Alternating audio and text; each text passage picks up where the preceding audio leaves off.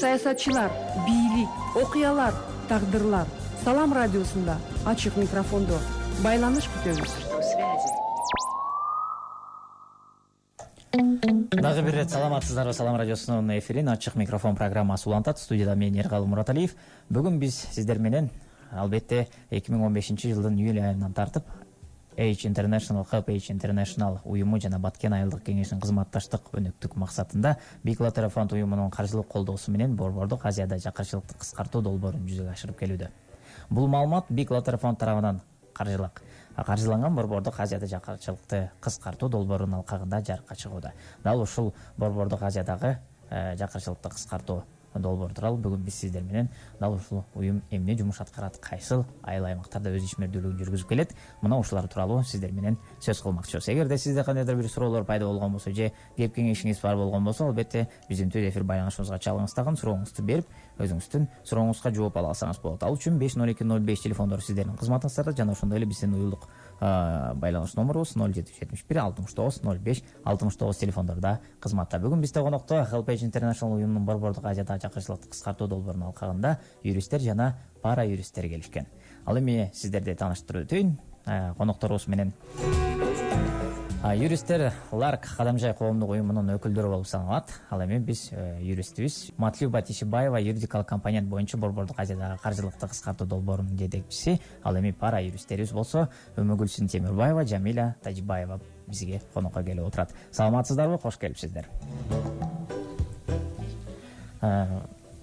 Эми ушул долбоор тууралуу айта кетсеңиз, сиздер кандай ишмердүүлүктөрдү жүргүзөсүздөр? Мына ушул тууралуу кененирээк айтып берсеңиздер.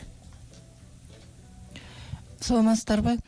Урматтуу радио угармандар, мен Тишибаева Матлюба Тажибаевна Ларк коомдук фондунун Кадамжайдагы бул ишмердүүлүгүн жүргүзгөн фондунун директору, кесибим боюнча юрист, адвокат. Кыскача эмес, кеңирээк айткым келет эле, ушул Борбордук Азиядагы жакырчылыкты кыскартуу багытындагы жүрүп жаткан долбоор жөнүндө. Бул долбоордун уникалдуулугу, мындайча айтканда, юристтер тарабынан и пара юристтер тарабынан акысыз жардам берип жүргөндүгү бул уникалдуу деп эсептегим келет эле. Бул Борбордук Азиядагы жакырчылыкты кыскартуу багытындагы жүрүп жаткан долбоордун донору, каржылоочусу негизги бул Англиядагы Big Lateral Fund эмеси болуп эсептелет, уюму. Ал эми Бишкектеги Help Age International мындайча айтканда Кыргызстандагы өкүлчүлүгүнүн каржылоосунда ушул долбоор жүрүп жатат. Бул долбоордун мөөнөтү 2015-жылдын июнь айынан түзүлгөн договор, мындайча айтканда Help Age International менен Ларк коомдук фондунун ортосунда түзүлгөн договор, келишим. Бул мөөнөтү 2018-жылдын май айына чейин. Албетте бул мөөнөт кыска эле деп айтууга болот, бирок ошол мөөнөттүн ичинде биздин пара юристтер тарабынан белгиленген атайын тандалып алынган айылдарда, мындайча айтканда, ушул мезгилге чейин жакшы эле жыйынтыктар болуп келди да. Бул долбоордун уникалдуулугу дагы бир жагын айткым келет эле. Кыргызстан менен Тажикстандын ортосундагы болгон ушул жакырчылыкты кыскартуу багытындагы иш жүрүп жатат. Географиялык аймагын айта турган болсок, Кыргызстанда баары болуп 13 айыл тандалып алынган. Тажикстан Республикасында 7 айыл тандалып алынган. Мындайча айтканда Тажик Республикасында жамааттар деп айтылат. Ал эми биздин Баткен районундагы или Баткен областындагы айыл аймактагы айылдардан тандалып алынган айылдар ушул долбоордун негизинде иш алып барышат. Жүргүзүлүп жаткан иштин, мындайча айтканда, долбоордун аймагында Баткен областы боюнча географиялык аймагында мен азыр эле айтып өттүм, 13 айыл тандалып алынган. 13 айыл тандалып алынган айылдан Лейлек району боюнча 4 айылда биздин пара юристтери иш алып барат. Бул Интернационал айылы, Разаков айылы, Агарык айылы, ошондой эле Лейлектин мэриясынын аймагындагы Чимген деген айыл камтылган ушул иш боюнча. Ал эми Баткен району боюнча бул 9 айыл тандалып алынган. 9 айылдан Самаркандек айыл аймагынан Самаркандек айылы, Жаңы Бак, Актатыр айыл аймагынан Актатыр, Үч-Төбө, Аксай айыл аймагынан Көкташ, ошондой эле Карабак аймагынан Кызылбел, Дара айыл аймагынан Чоң Тала жана жаңы жерлер камтылган. Ушул ар бир тандалып алынган айылдарда ар биринде пара юристтер иш алып барышат. Радио ормандар айтышы мүмкүн, пара юрист деген эмне деген түшүнүк, бул эмне деген пара юрист деген ким экен деп айтышы деле мүмкүн. Бул биздин Кыргызстанда эле эмес, мындайча айтканда мына мировой сөз менен айтылганда деле бул пара юрист деген жаңы түшүнүк болуп атат. Пара юрист юридикалык образованиясы болбосо деле кардар менен мамиледе болуп, ошол юридикалык маселесин юристтерге жеткирүү болуп эсептелет да, булардын аткарган кызматы. Уникалдуулугу ушул жерде булар уже окуп, үйрөнүп, практикалык колдонмолордун баардыгы менен ушул юридикалык компонент боюнча иштей турган болсо, ар бир маселе боюнча айыл жериндеги, өзүнүн айыл жериндеги кардарлар менен тыгыз байланышта болуп туруп, ошолордун берилген укуктук көйгөйлөрүнүн угуп, ошондой эле документтери менен толук таанышып, ошол юридикалык компонент боюнча болгон иштеп жаткан юристтерге жеткиргендиги бул уникалдуу деп эсептегим келет эле. Ал эми биздин Тажик республикасында мен айтып өттүм, 7 жамаат иштейт. Бул Согди областынын Исфара району боюнча Лаккан, Чилгази, Кулкент, Матпари, Сурх, Варух. Ал эми Жабар Расуловский району боюнча Коргончо айылы жамааты камтылган. Дагы бул долбоордун иштеп жаткандыгынын мындайча айтканда уникалдуулугу, Тажик республикасында иштеп жаткан ушул жамааттарда тажик граждандары, мындайча айтканда Тажикстандын адвокаттары, юристтери иш алып барышат. Ал эми мен айткым келет эле, Кыргызстандагы болуп жаткан баягы долбоордун алкагында иштеп жаткан Лар коомдук фондунун юристтери, булар профессионалдуу, тажрыйбалуу, көп практикалык иштер менен иштеп жүргөн, соттук иштерге катышып жүргөн тажрыйбалуу юристтер, адвокаттар. Бул Динара Жусубалиева, Султан Ашыралиев, мен өзүм дагы ушул юридикалык компонент боюнча алар менен чогуу иш алып барам. Ал эми Тажик республикасында болсо адвокаттар, булар деле көптөн бери иштеп, соттогу иш тажрыйбасы бар, көп иштерге катышып жүргөн, жарандык иштер боюнча, кылмыш иштери боюнча катышып жүргөн юристтер. Булар Исаев Ибрагим менен Алиев Лутфулла. Булар ошол Тажикстан республикасында ишмердүүлүгүн жүргүзүшөт. Ал эми сиздер ушул элге көрсөтүлгөн кызматтар барысы акысыз түрдө болобу? Жана элдерге жөн гана кеңеш берип коесуздар же ошол маселесин чечкенге дагы көмөктөшүп жардамдашканга аракет жасаган учурлар да болдубу? Да, жакшы эле суроо бул. Бул ар бир эле юристке берилген суроодо кандай кызматтарды көрсөтөсүңөр, бул акылуу эмес деген суроолор пайда болот да. Бул долбоордун уникалдуулугу дагы бул акысыз жардам берүү, кайрылган кардарларга акысыз жардам берүү. Кызматтын кайсы түрлөрүн биздин юристтер, биздин пара юристтер аркылуу кандай түрлөрүн көргөзөбүз? Бул ООЗ-2 кеңеш берүү. ООЗ-2 кеңеш берүү дайыма эле баягы биз ТИС деп коебуз, тематический информационный собрание, мындайча айтканда жамааттар менен ар бир баягы тандалып алынган айылдарда жүргүзүлгөн, пландын негизинде жүргүзүлгөн айылдарда элдердин чогулушу боюнча келип чогулгандан кийин элдердин берилген суроолоруна ошол жерде эле ООЗ-2 кеңештерди берүү. Ал эми пара юристтер ошол ооз эки берилген кеңештерден улам пара юристтерге кайрылгандан кийин пара юристтер ошону түбүнө чейин, аягына чейин билүүгө аракет кылган, кардарлар боло турган болсо, ошол суроолорун толук жазып билдирип бизге билдиргенден кийин биз аларга жазуу түрүндөгү кеңештерибизди беребиз. Жазуу түрүндөгү кеңештерибиз бизде атайын регистрациядан өтүп, мындайча айтканда база данныйларга кирип туруп, ошол база данныйга киргенден кийин биз өзүбүздүн СКСте отурган атайын менеджерлерибиз бар, именно ушул ишти мындайча айтканда жүрүшү алкагында кандай жүрүп жаткандыгын көзөмөл кылат дейбизби, контроль кылат дейбизби, ошолор аркылуу, ассистенттер аркылуу биз ошол база данныйга кирген консультацияларды, жазуу түрүндөгү консультацияларды пара юристтерге жеткирип, пара юристтер кардарларга жеткирет. Ошондой эле кызматтардын түрлөрүнө келе турган болсок, бул юристтердин ичинде кеңири таралган бул ишмердүүлүк, мындайча айтканда разработка документов деп коебуз. Сотко чейин кайсыл бир органдарга ошол көйгөйдү, маселени чечиш боюнча Кыргыз Республикасынын мыйзамдарында каралган тартипте кайсыл органдарга кандай тартипте ошол көйгөйдү жеткирүүгө болот. Бул бир гос органдар боюнча кайрылуулар, ошондой эле кардарлардын көбүнчөсү алимент маселеси боюнча кайрылат, ошондой эле никени бузуу жөнүндө маселе менен кайрылышат.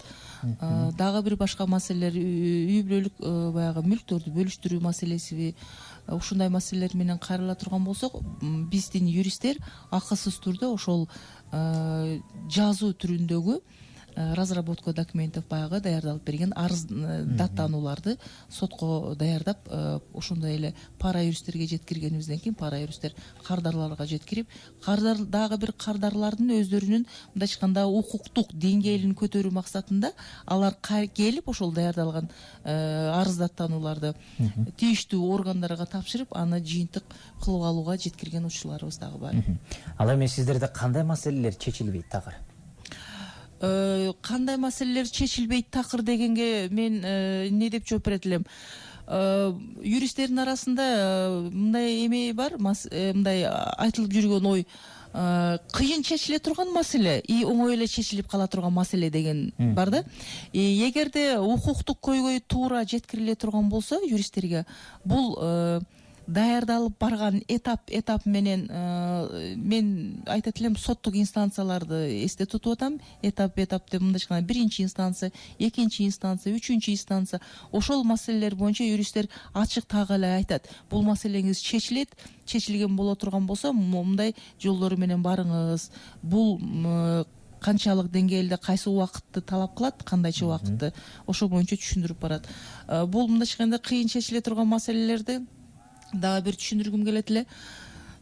Такыр эле бир жыйынтык чыкпай калган учурлар дагы болот да. Аны биз кардарларга түз эле анык эле түшүндүрүшүбүзгө туура келет.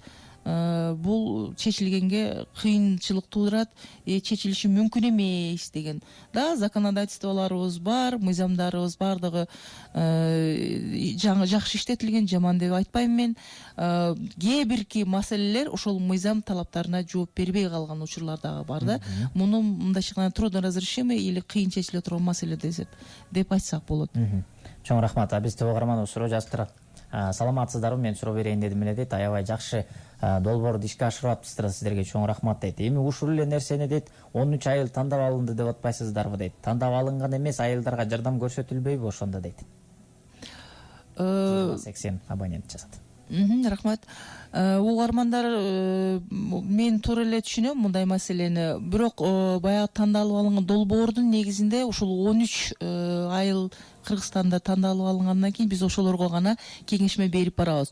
Бирок кайрыла турган болсо, бул кишилерге биз мына Динара Жусупалиева, Султан Аширалиев деле даже жазуу түрүндө, ооз эки түрүндө кеңештерин берип, башка айылдардан болгондо келип кайрылгандарга деле ошондой учурларыбыз бар. Биз жок дебейбиз. Кайрылгандарга жоопсуз калышпайт, жардам бергенге аракет кылабыз. Чоң рахмат. Ал эми биз пара юристтерге дагы сөз кезегин берели. Эми айтсаңыздар, ушул сиздер жардам берип, сиздер ушул өзүңүздөрдүн окуяңыздардан ийгиликтүү аяктаган окуяңыздар барбы? Мына ошолор тууралуу айта кетсеңиздер. саламатсыздарбы? Мен Жамиля Тажибаева Борбордук Азиядагы жакырчылыкты кыскартуу долбоорунун алкагындагы Баткен районунун Көк Таш айылынын пара юристи болуп иштеймин. Азыркы мен иштеп аткан ошол долбоорго иштеп аткандан бери бизде көптөгөн ийгиликтер болду.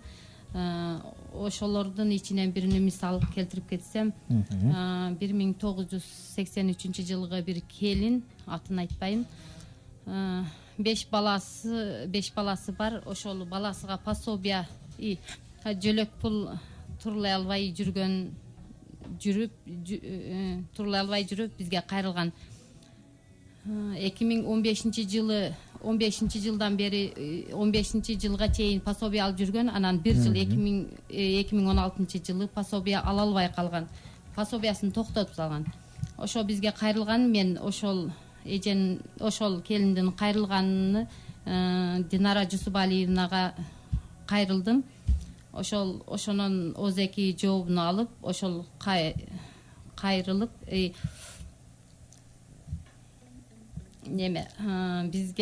бизге кайрылган ошонун немесин көйгөйүн айтайын. Ошол маселеси бул документтерин турлап алып барганда ар кандай кемчиликтери, документтерине сен туура эмес деген ар кандай немелер менен документтери кайрылып жүргөн.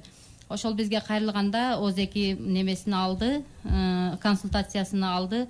Ошол азыркы учурда ошол документтерини турлап толук бардыгын турлап туруп, азыркы учурда балдарына жөлөк пул алат. Ар бир баласына 880 сомдон. Ошол биздин ийгилик. Жакшы. Ал эми ушул пара юристтердин арасынан ошол сиздердин ийгиликсиз дагы аяктап калган жумушуңуздар болгонбу? Кездешкенби ошондой? Такыр мен буга жардам бере албайм деп койгон учурлар. Ошол татаал маселелер менен да кайрылган жарандар болду беле ошол сиздердин айылыңыздарда? Ооба, татаал маселелер боюнча кайрылган. Биз аны өзүбүздүн юристтерге кайрылабыз да. Юристтерге кайрылганда юристтер так эле ошондо айтат бизге: бул маселе чечилбейт, бул маселе такыр мүмкүн эмес деген болгон. Ошол немеде, ошол чогулушка келгенде айылда биздин Матлюба эже, Динара Жусупалиевна бардыгы чогулушка келгенде булар өздөрү суроолорун берген, көйгөйлөрүн айткан, ошол жерде эле жооптарын алган. Жакшы. Ал эми сиз өзүңүздүн аяктаган ийгиликтүү жумуштарыңыздан нечөсү болду? Канча ийгиликтүү окуяларды бүткөрдүңүз да? Канча кишиге жардам бердиңиз? Биз көптөгөн кишилерге жардам бердик. Ошолордун ичинен бирини мисал кылып келтирдим азыр. Ошол бир немеге жакшы. Жөлөк пул алганга жардам бердик. Ошол азыркы учурда жөлөк пул алып жатат. Дагы көптөгөн ийгиликтер бар. Ошонун ичинен бирини мисал кылдым. Жакшы. Өмүгүл эже, Өмүгүлсүн эже, сизге суроо берейин. Сизде кандай болду эле ушундай маселелер? Саламатсыздарбы? Мен Самарканд айылынын пара юристи болом. Мен биздин айылга көптөгөн Тажик Республикасынан кыздар келин болуп түшөт. Ошолор жарандыкты ала албай кыйналышат. Мен бир келинди мисал кылайын. Ал келин 97-жылы туулган. 2015-жылдан бери жарандык ала албай жүрүп, анан бизге мага келип кайрылды письмени боюнча. Бул арыздын алып мен Динара Жусупалиевага тапшырып, анын консультацияларын мен кайрадан алдым дагы результаттарын. Кайрылган келинге кайтарып бердим. Мен мына документтерди туура айтып келсин, ушундай кыласың, анан жарандык ала аласың деп.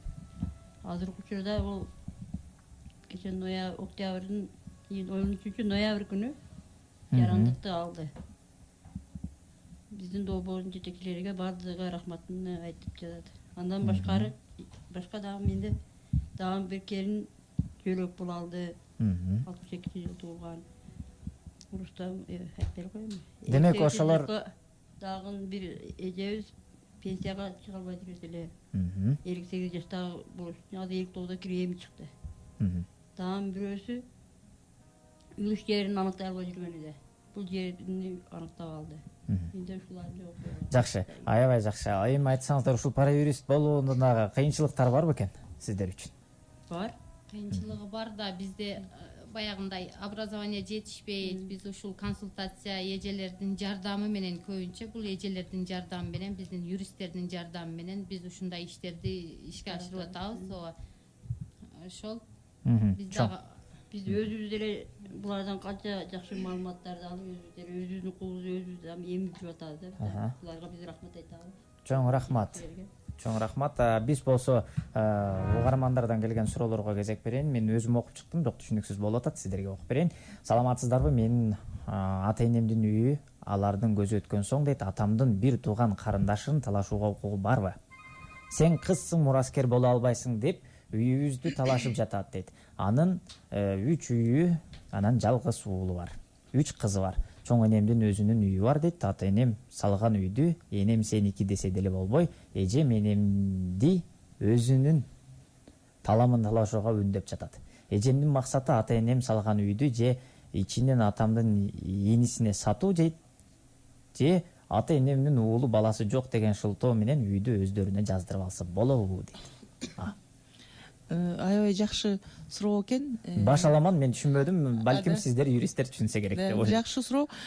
Бул деген мурас укугу жөнүндөгү суроо болуптур. Мурас укугунда суроонун акыркы убактарда аябай актуалдуулугун биз адвокаттар, юристтер сезебиз.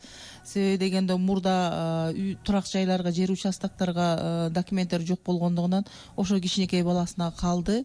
Ошол үй бүттү же документи жок деп эле жүргөн учурлар көп кездешип жүрүшкөн. Азыркы бул суроо боюнча айта турган болсок, эгерде ата энесинин 3 кызы дагы баласы бар дегендей түшүндүм мен. Бул ата энесинин көзү өтүп кеткенден кийин ошол үй ата энесине катталган болсо, бул сөзсүз түрдө госрегистрация, мындайча айтканда мам каттоо органында документтер сакталып турат. Мурас укугу боюнча, бул мыйзам талабы боюнча биринчи очереддеги, мындайча биринчи кезектеги мураскерлер, экинчи очереддеги мураскерлер дагы бөлүнүп кетет. Бул биринчи катардагы мураскерлер бул балдары. Эгер жубайдын ошол үй бүлөнүн бирөөсү өтүп кеткен болсо, анын артына переживший супруг деп коет, же аялы калышы мүмкүн, же күйөөсү. Эгер ата энеси тең чогуу өтүп кеткен болсо, бул жерде биринчи очереддеги мураскерлер бул алардын балдары болуп эсептелет. Балдары болгондон кийин алардын кызы болобу, уулу болобу, баары эле ошол ата энеси деп күбөлүктөрүнө жазылгандан кийин биринчи катардагы мураскерлер болуп эсептелет. Дагы бир мурас боюнча укуктук кабыл алуу боюнча өзгөчөлүктөрү бар. Ошол мурас калтыруучунун көзү өткөндүн мөөнөтү көрсөтүлгөн 6 айдын ичинде мурас кабыл алыныш керек деген жери бар. Эгерде дагы ошол киши 6 айдын ичинде балдары кабыл албаган болсо, ошол үйдө жашап турган киши мурасты факт жүзүндө кабыл алган болуп эсептелет. Азыр суроонун айтылышы боюнча 3 үйү бар деп айтылып атат бул жерде суроодо. 3 үйү боло турган болсо, биринчи кезекте мам каттоо органынан, мынагу Баткен мам каттоо органынан барып туруп ошол 3 үйдү такташ керек. Ошол ата энесинин атында катталган болсо, биринчи кезектеги турган мураскерлер балдары кабыл алышы мүмкүн. Мында бирдей доля деп эсептелет, бирдей үлүш. 5 баласы болсо 5 үлүшкө бөлүнүп берилет. Ал 5 үлүшкө бөлүнгөндө чочуп кетиши мүмкүн, кантип эле бөлүнүп кетет деп. Суммарный виде, мындайча айтканда акчалай түрүндө да бөлүнүшү мүмкүн, же үйлөрдүн комнаталары болот, алардан бөлүнүшү мүмкүн. Бул укуктук көйгөйдү качан юрист өзү ошо кардар менен чогуу отуруп бардык мындайча айтканда өзгөчөлүктөрүн тактагандан кийин бул суроого анык так жооп алууга мүмкүнчүлүк бар. Жакшы, суроомду такташтырып берейин дейт, түшүнүксүз болгон эмес болсо дейт. Биз 3 кыз болгонбуз дейт, анан атамдын иниси үйдү талашып атат дейт. Ата энемдин уул баласы жок деген шылтоо менен бизден үйдү алып кое алабы дейт. Иниси. Жок, бул мыйзамда азыр мен айтып өтүп кеттим. Ошол ата энесинин үйү боло турган болсо, биринчи очереддеги мурас кабыл алуучулар булар балдары. Эгер балдары жок болгондо да экинчи очереддеги мураскерлер баягы бир туугандары болушу мүмкүн эле. Азыр биринчи катардагы кезектеги эмелер бар экен, балдары. Азыр балдары кабыл алат мурасты. Чоң рахмат. Кийинки суроого өтөлү, дагы аябай угармандарыбыз бизде көбөйүп кетти.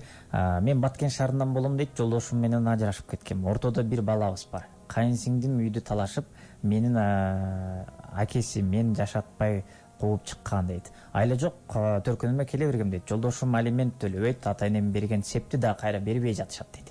Балабызга туулгандыгы тууралуу күбөлүк да алынган эмеспиз дейт. Ошондуктан ооруп калганда ооруканага алып барсам карашпай жатат. Балам экөөбүз кыйналып жашап жатабыз. Эмне кылсам болот деген суроосун калтырган. Жакшы суроо экен. Бул биздин жашоо турмушубузда бүт эле бардык жерлерден мындай учурап жүргөн суроолор болуп жатат. Мындай суроолорго биздин юристтер, пара юристтер деле кездешип, ушул суроолорду бизге да жеткирген учурлары көп болуп жатат. Учурдагы маселе боюнча биринчи мен ойлойт элем, баланын төрөлгөндүгү жөнүндөгү күбөлүктү алыш керек. Бул күбөлүктү алыш тартиби кандай? Эгерде ортолорунда ЗАГС боло турган болсо, мындайча айтканда жарандык актылык абалды каттоо боюнча никелери катталган болсо, бул ошол нике күбөлүгүн көтөрүп барып ЗАГС органына, ошол жерден балага күбөлүк алууга мүмкүнчүлүк бар. Бул күбөлүктү алган учурда ата энесинин бирөөсүнүн берген арызынын негизинде деп мыйзамда жазылган, энеси арыз жазып ошол нике күбөлүгүн алып барса, балага күбөлүк төрөлгөндүгү жөнүндө күбөлүк алууга мыйзам жол берет. Экинчи дагы бир маселе, эгерде ортолорунда никелери катталбаган учурлар боло турган болсо, бул учурда мен никеси катталбаган деп эле түшүнүп турам. Себеби дегенде бала төрөлгөн болсо, нике күбөлүгүн апарып эле бул маалга чейин алып алса болот эле. Эгер нике күбөлүгү катталбаган учур болсо, ата энесинин чогуу берген ЗАГС органына, жарандык актылык абалды каттоо органына берген арызынын негизинде аталыгын аныктоо боюнча күбөлүк берилет. Атасынын ыраазычы, ушул бала меники деген күбөлүк, мындайча айтканда жалпак тил менен түшүндүргөндө. Ошол күбөлүктү алгандан кийин, ошол күбөлүктүн негизинде аталыгын аныктоо боюнча күбөлүктүн негизинде туулгандыгы жөнүндөгү күбөлүк берилет. Бул учурду эгерде аталыгын аныктоо боюнча күйөөсү ЗАГС органына келбей, өз ыктыяры менен келбестен качып жүргөн болсо, мындай моменттер дагы болот. Демек, биринчи дагы тартиби ЗАГС органына кайрылып туруп, арыз менен ошол энеси, ошол атасынын келбегендигин, туулгандыгы жөнүндө күбөлүктү бериш боюнча арыз менен кайрылганда, ал ЗАГС органы атасынын катышуусу менен гана аталыгын аныктап күбөлүк берүүгө болот. Сот тартибинде гана бул маселени чечип алышыңыз мүмкүн деген, мындайча айтканда, күбөлүк берүүдөн баш тартуу тартиби дагы бар. Ошол баш тартуу тартибинин берилгенден кийин, ошол ЗАГС органынын катынын негизинде сотко берип туруп, аталыгын аныктоо боюнча, күбөлүк алуу боюнча разработка документов арыз менен, до арыз менен кайрылганга мүмкүнчүлүк бар. Мыйзамда бул каралган. Ал учурда атайын ДНК деп коет. ДНК, мындайча айтканда, азыркы учурда оңой эле белгиленген сумманы, ошол ДНКны аныктай турган уюмга төлөнөт дагы, ишканага төлөнөт дагы. Ал кишилердин ДНКсы, медицинский терминология, конечно, бул анализдери алынгандан кийин баласы же баласы эмес экендиги жөнүндө заключение, корутунду берилет. Ошонун негизинде сот тийиштүү түрдө жыйынтык соттук акты кабыл алат дагы. Ошонун негизинде күбөлүк алууга мүмкүнчүлүк бар. Бул мыйзамда каралган тартиби. Рахмат. Чоң рахмат. Чоң рахмат, аябай жакшы тема экен дейт, жакшы долбоор дейт. Мына ушул долбоорду мөөнөтүн узартып, дагы башка айылдарды да камтыса болобу дейт. Анткени жабыр тарткандар аябай көп болуп атат. Ушул суроома жооп берип койсоңуздар, аябай сонун болот эле дейт. Бул суроого мен мындай деп жооп берет элем. Биздин ушул мөөнөтүбүз 2015 жылдын июнь айынан баштап 2018 жылдын майына чейин гана чектелген. Мындан кийинки уланыш же башка айылдарды камтыш маселесини азырынча мен жооп бере албайт экенмин. Чоң рахмат. эми эле ушул долбоордун электрондуу вариантында чыгарса болобу дейт. Кандай дейсиздер буга дейт. Чоң рахмат. Бул долбоордун электрондук варианты дегенге Балким алар ойлоп атса керек, мындай номеруңузга эле окуясын жазып берип, анан кийин кеңешин ала тургандай болот. Да, электрондук вариант дегенде мен өзүм дарегимде эле айтат элем. Кадамжай районунда Ларкомдук фонду бар. Ларкомдук фондунда 3 адвокат юрист иштейт. Балким телефондук байланыш менен да карылса болот деп эсептейм. Мен телефонумду эле айтып коеюн. Ар бир жерде эле электрондук эме болбосо керек эле, почта. Менин телефонум 0771 755 383. Ушул телефон аркылуу кайрылып туруп, мен суранат элем, ошо кардарларда только күндүзгү иш убактында кайрылышса, а так түндө кайрылган учурда адамга эс алууда керек болуп калат экен, ошондо дагы ыңгайсыз учурлар болуп калат да. Жакшы. Чоң рахмат сиздерге дейт. Аябай жакшы тема дейт, жакшы долбоор. Менин дагы ушул көйгөйүмө жооп алгым келип кетти дейт. Менин агам каза болгон дейт. Артында 3 баласы калды дейт. Аларды ата-энем багат дейт. 3 баланы баары мектепте окуйт. Жеңем болсо турмушка чыгып кеткен. Быйыл 3 жыл болду дейт буга. Сурайын дегеним, жеңем балдардын жөлөк пулун, пособиясын өзү алат. Телефон чалып сурап да койбойт балдарыны дейт. Балдарды кантип өзүбүзгө жаздырып алсак болот? Балдарды апасы жаныбызда жок болсо деле аны энелик укуктарын ажыратууга мүмкүнбү дейт. Бул деле турмушта дайым эле кездешип жүргөн суроо экен. Агаңыз каза болгондон кийин жеңеңиз турмушка чыгып кеткендигин түшүндүм. Анын артында 3 бала калган экен. Жөлөк пулун энеси алып жатыптыр. Мен ойлойт элем, демек балдарды кароосуз, тарбиясыз калтырган, мындайча айтканда закондо көрсөтүлгөн жери бар. Баланы тарбиялаш үчүн, эрезеге жеткириш үчүн, бала кат жашына жеткириш үчүн ата-эненин милдети, бул кандай материалдык жактан дагы тарбия, мындайча айтканда жөлөк таяк болуп жүрүш, психологиялык жактан жакшы өнүгүп өсүш үчүн балага жардам бериш тартиби бул ата-эненин милдети. Демек, эгерде жеңеңиз ошол аракеттерди жасабагандан кийин, мен ойлойт элем, сиз чындыгында балдарды багып жүргөн чоң энеси бар деп айттыңыз. Чоң энеси түздөн түз ошол неберелери боюнча кызыктар тарап катарында сотко кайрылуу укугу бар. Дагы мен айтат элем, ошол кардар менен бет маңдай отуруп сүйлөшүп, ар бир мындайча айтканда точка үтүрүнө чейин деп айтылат көбүнчө юристтер. Ошону тактап аныктагандан кийин сотко кайрылып туруп, энесинин баягы энелик укугунан ажыратуу мүмкүнбү, мүмкүн эмеспи, мыйзамда кандай каралган, ошону так аныктап билгенден кийин да сотко кайрылууга укугу бар деп айтат элем. Азыр мен жалпы эле айтып койсом, да кайрылууга укугу бар, бирок кардар менен чогуу отуруп маселени тактагандан кийин сотко кандай тартипте кайрылыш керек, бунун жыйынтыгы болот беле же болбойт беле, ага ошондо гана жооп берүүгө мүмкүн деп эсептейм. Чоң рахмат. Бизде болсо чалуубуз бар экен, кабыл алалы. Алло, саламатсызбы? Саламатсызбы, кандайсыздар? Жакшы, биз сизди угуп атабыз. Келиңиз. Сурооңуз бар болгон болсо берсеңиз болот. Мен Бакан шаарынан Аскармын. Жеке ишкермин. Бир жолу менин атымдан бирөө жасалма документ жасалган да. Анан менин ошондон бери сукташып келем аны менен. Акчанын баары төлөнүптү. Сураган юристтер жардам бере алышат деп кантип. Атымдан бирөө документ жасалган. Ошону менен азыркы чейин деле сукташып келем. Юристтер барбы, аты сураган, мисалы үчүн сиздер бизге жардам бере аласыздарбы, кайрылсам сиздерге. Биз сиздин сурооңузга такыр түшүнбөй калдык. Мүмкүн болсо бизге СМС билдирүү аркылуу, анткени биздин байланышыбыз аябай начар болуп калды. техникалык себептерге байланыштуу айтор билбейм, балким сиздин телефонуңуздан биз сиздин жакшы үнүңүздү уга албай койдук. Сурооңуз түшүнүксүз болуп калды. Атымдан башында бирөө жасалма документ дегениңизди эле түшүндүк, ал эми калганын түшүнбөй калдык. Бизге SMS билдирүүнү калтырсаңыз болот, дал ушул номерге же болбосо WhatsApp аркылуу ушул жерге жазсаңыз болот. Биз болсо келген кийинки SMS билдирүүгө кезек берели. Саламатсыздарбы дейт. Мен сиздерди азыр YouTube'дан угуп олтурам дейт. Жолдошумдун түбү кара балталык дейт. Казак.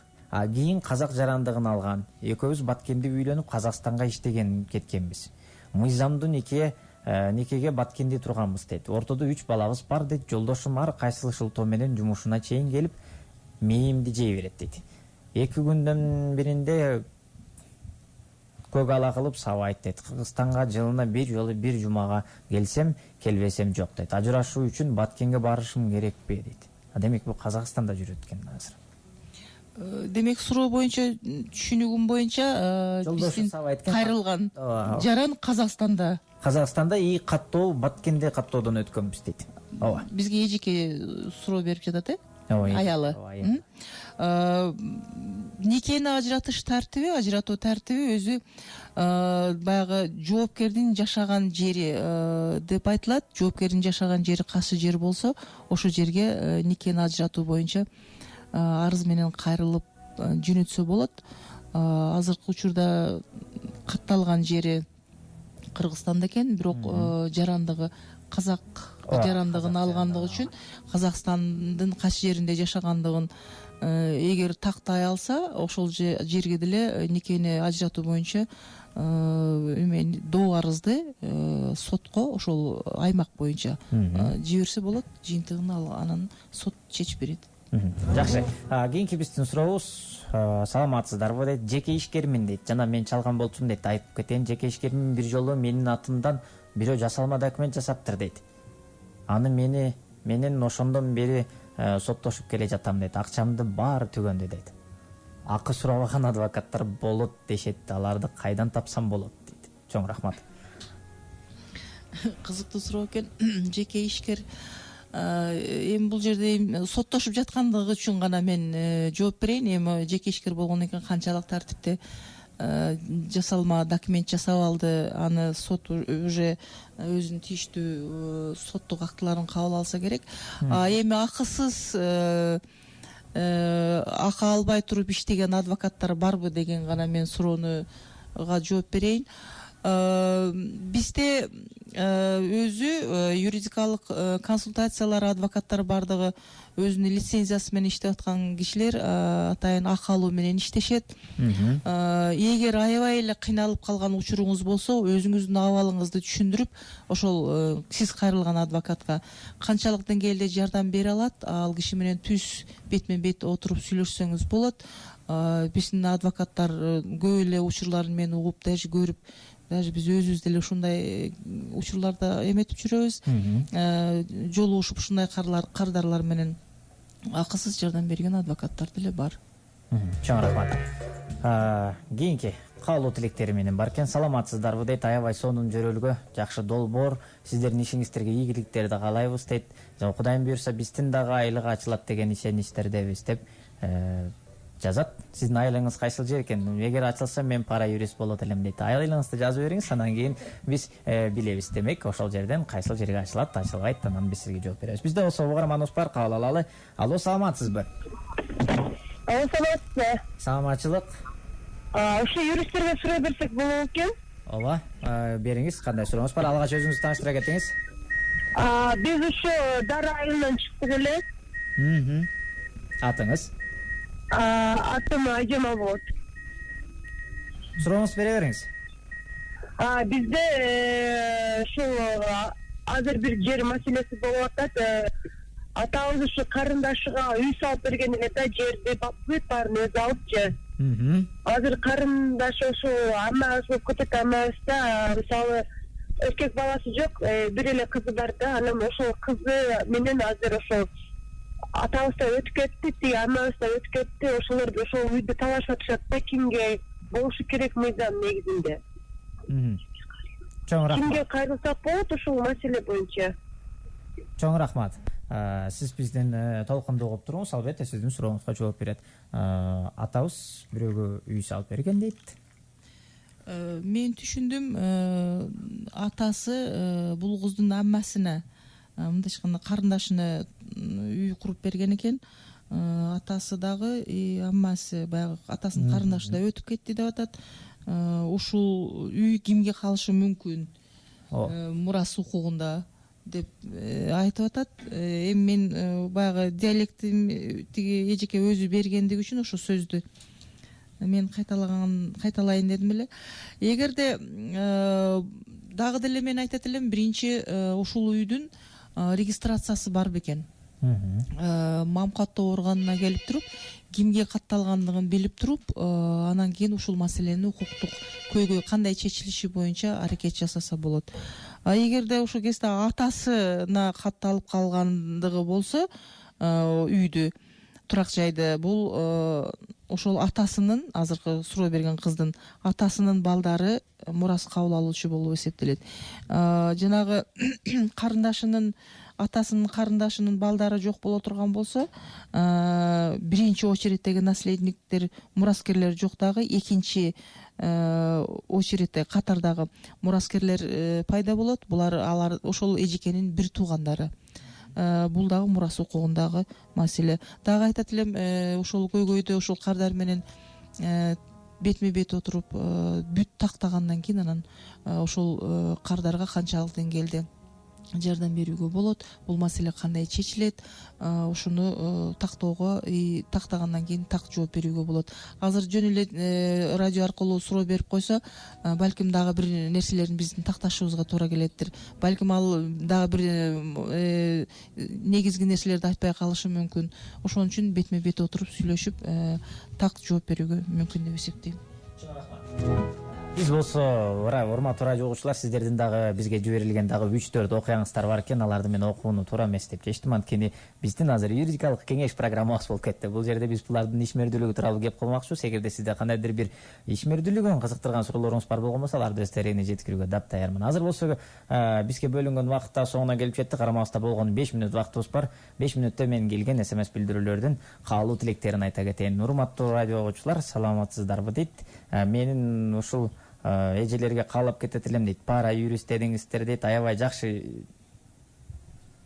демилгени баштаптыр дейт. Сооптун астында калыптырсыздар дейт, ошол айлыгыңыздарга дейт. Кудайым буйрса, бул нерсени дагы кеңейтиш керек экен. Анткени мыйзамды билбеген жарандарыбыз толтура. Урматтуу Матлюба эже, ушуну эске алып коюңуз дейт. Чоң рахмат сизге. Андан кийинкиси, мен Матлюба эженин иштерине ийгиликтерди каалайм дейт, дайыма бар болсун дейт. Ушундай кеңешиңизди аябай бергениңиз үчүн сизге чоң рахмат дейт. Дагы көп ушундай СМИлерге келип маалымат таркатыңыздар дейт. Анан бул нерсени, бул долбоорду жайылтыңыздар, сиздерден сураныч деп Максатбектен келет. Кийинки СМС билдирем. Рахмат. Андан кийинки саламатсыздарбы дейт. Зарташ айылынан сиздерге жазып жатам дейт. Биз жакка келсеңиздер жакшы болот эле. Биз дагы чек аралаш чекте жашайбыз дейт. Бизде дагы көйгөйлөр толтура дейт. Мына ошолорду дагы чечип билип берсеңиздер сонун болот дейт. Биз барып документ турлаганды билбейбиз, Баткенге барып дейт. Турласак дагы кээ бир документтерди туура эмес кылып коебуз. Мына ушундай долбоорлордун алкагынан үйрөнүп алсак болобу сиздерге барып дейт. Чоң рахмат. Түшүнүксүз болуп калды, мен түшүнбөй калдым. Сиздерге барып үйрөнүп келсек болобу документ турлаганды дейт окшойт эмчи. Мен түшүндүм, жанагы ошол көйгөй боюнча маселени барып тактаганга. Мен телефон номеримди айттым, дагы бир кайталап коеюн: 0771 755 383. Ошол телефонго кайрылып туруп, качан, каерде биз тез эле Баткенге келип турабыз, бирок кадам жайда ишмердүүлүгүбүздү жүргүзөбүз. Саат канчада келишибиз, кайсы күндө келишибизди аныктап билип алсаңыз, ошол жерде деле жолугуп, сизге кеп кеңешибизди бергенге биз даярбыз. Ассаламу алейкумдар. Аябай сонун тема болду дейт. Ишиңиздерге ийгилик, келе жаткан жаңы жылыңыздар менен бардык маселелер чечилсин дейм. Улайым жаңы жылда болбосун дейт. Чоң рахмат сизге. Рахмат. 97 жазат. Мына ушундай калуу тилектер. Калган окуяларды биз урматтуу угуучулар, биз сиздерден кечирим сурайбыз. Аларды биз жеткирип сиздердин суроолоруңузга жооп алып бере албай калдык. Анда эмесе сиздерге эркин микрофон берели. Эли журтка каалоо тилектериңиздер болсо айтып алыңыздар. Мен деле ушуну сурайын деп турдум эле. Урматтуу радио угармандар, мен бүгүн келип ушул жерде силер менен радио аркылуу баарлашканыма деле аябай кубанычта турамын. Бул биздин ишибиз болгондуктан силердин суроолоруңуздарга мен анык так жооп бердим деп эсептейм. Себеби дегенде бул биздин ишибиз, биздин аткарып жүргөн күнүмдүк турмуштагы жумуштарыбыз. Мен каалайт элем, мына биз жаңы жылдын алдында отурабыз. Жаңы жылыбыз жакшылыктын жылы болсун, молчулуктун жылы болсун. Кудай буйрса, ушул каалаган тилек, максаттарыңар кандай болсо, ошол бардык жакшылыктар сиздерге ишке ашкан болсун. Үй бүлөңүздөр менен тынч болуңуздар, аман эсен болуңуздар, оорубаңыздар. Мен каалайт элем, жаңы жылда бардык ийгиликтердин аябай зорлору силерге келет деп эсептеймин. Дагы бир жолу жаңы жылыңыздар менен деп куттуктап кетким келет эле. Рахмат. Сиздерге дагы эркин микрофон берели. Рахмат. Биз дагы ушул Матилбей эженин сөзүнө кошулабыз. Бардыгыңыздарга тынчтык, үй бүлөңүздөргө тынчтык, ишиңиздерге ийгилик, бардыгыңыздардын жаңы жылыңыздар менен. Рахмат. Чоң рахмат сизге. Урматтуу радио угуучулар, силердин жаңы жылыңар менен куттуктайм. Силерге да ийгилик, ишиңерге эч качан жамандык көрбөгүлө, жаңы жылда жаңы ийгиликтерге жетишип, үй бүлөңөр менен бактылуу болгула. Чоң рахмат, урматтуу бизге келген коноктор, ушундай алтындай болгон вактыңыздарды бөлүп бизге келип ушундай кызыктуу маек куруп бергениңиздер үчүн. Радио саламдаш дегендерге чоң рахмат. Чоң рахмат. Урматтуу радио угуучулар, сиздер Салам радиосунан ачык микрофон программасын уктуңуздар. Аны эфирге алып чыккан мен Эргал Мураталиев болдум. Кудай буйрса, жаңы күндөн, жаңы сааттан амандашканга чейин сиздер менен коштошуп калам. Жаңы сааттан амандашабыз. Күнүңүздөр көңүлдүү улансын, сак саламатта туруңуздар. Саясатчылар, бийлик, окуялар, тагдырлар. Салам радиосунда ачык микрофондо байланыш күтөбүз.